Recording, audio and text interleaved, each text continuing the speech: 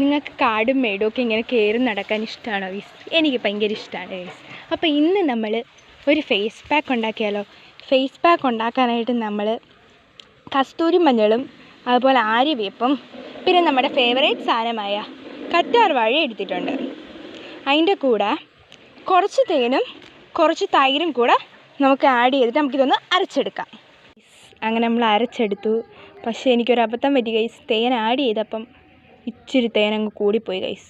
അമ്മച്ചി കാണാതെ എടുത്ത തേനായതുകൊണ്ട് വെപ്രാളത്തിൽ ഇച്ചിരി അങ്ങ് കൂടിപ്പോയി ഗൈസ്.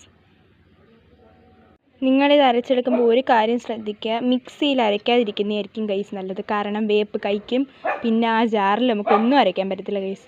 അതേപോലെ എന്നെപ്പോലെ അബദ്ധങ്ങളൊന്നും പറ്റാതെ നിങ്ങൾ സൂക്ഷിക്കേട്ടാ. അപ്പം തൈരും തേനും ഇതിൻ്റെ കൂടെ ആഡ് ചെയ്തിട്ടുണ്ട്. കറ്റാർവാഴ, തൈര്, തേന്, വേപ്പ്, പിന്നെ നമ്മുടെ കസ്തൂരി മഞ്ഞൾ ഇതെല്ലാം ആഡ് ചെയ്തിട്ടുണ്ട്. ഇനി ഇത് മുഖത്ത് നമുക്ക് തേച്ചിട്ട് ഒരു 15 മിനിറ്റ്സ് കഴിയുമ്പോൾ നമുക്കിത് കഴുകിക്കളയാം ഗൈസ്.